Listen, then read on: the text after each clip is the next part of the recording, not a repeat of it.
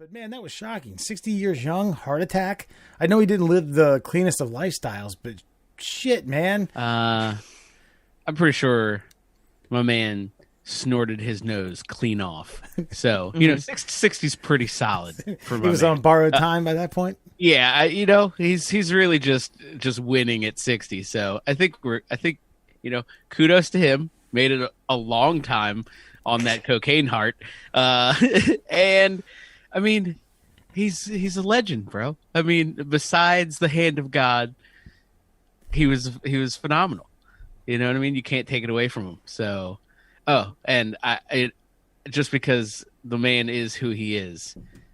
His 60th birthday not too long ago, somebody asked him, I think a reporter asked him if he had a dream, what would it be? And he said his dream would be to score another goal against the English, this time with his right hand.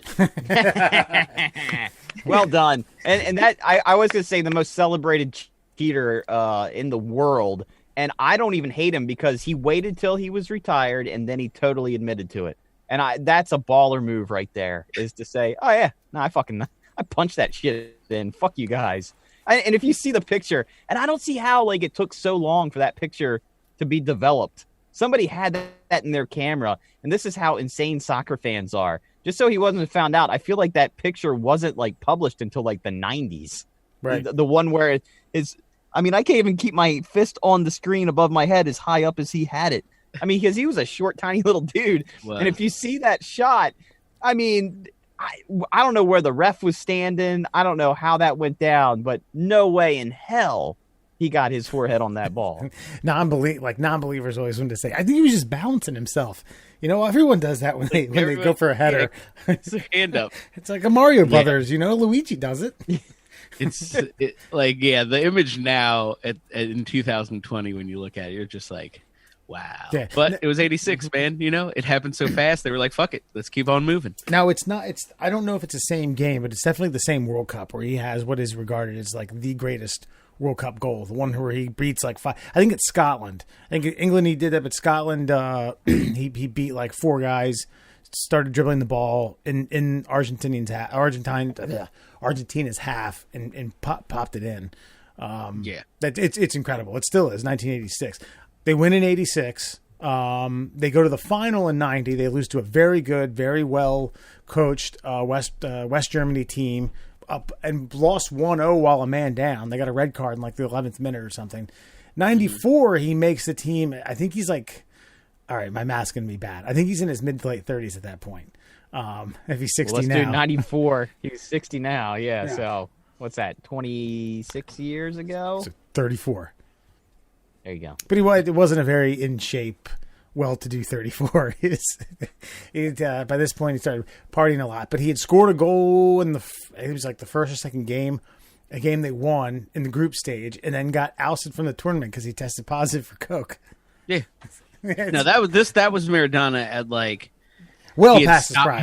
He had stopped training. Yeah. He was just on the team because he was Maradona. Right. That's it. So he was just blowing lines and fucking drinking beers and fucking.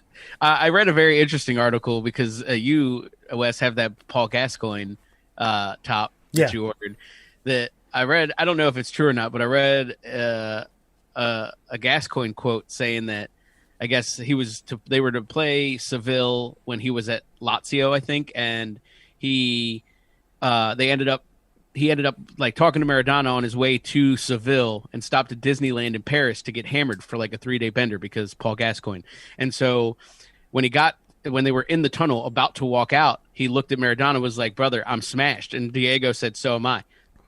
I only knows if it's true, but if it's two people who would have a true story in a tunnel being hammered and coked out of their brains, it would be Paul Gascoigne and Diego Maradona.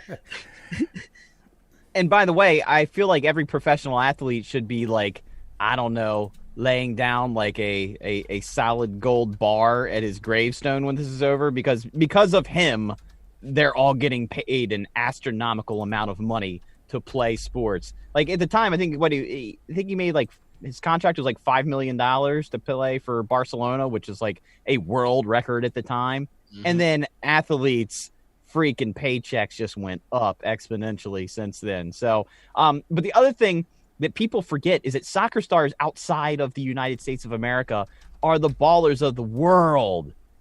And so I think that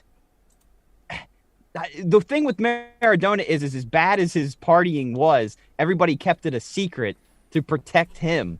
And I would like to get away from this TMZ lifestyle thing that we're doing here in the U.S. I want us to celebrate our heroes, allow them to go out and get trashed, and create more like Wade Boggs style stories that can be told years after their retirement that we can all laugh and giggle about, instead of getting them in the back of a squad car to mock their downfall. Right. We had that Jordan one months and months ago where he got blasted with Roenick on the golf course, 36 holes, and then went and dropped 40 that night. Yeah.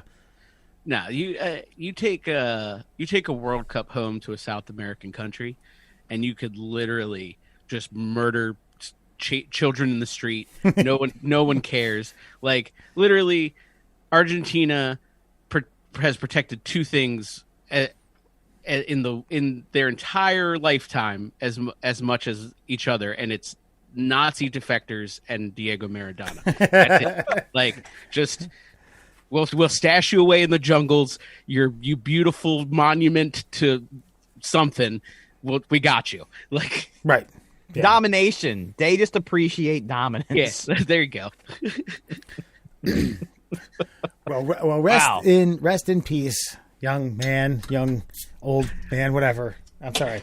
Oldest young guy. That's yes, right. cheers. Yeah. Oh, geez. Wow. Way to take a global superstar and, blend him in with the Nazis. Well done. Wait, we pay the best tributes here on the Middle Class Holes. It's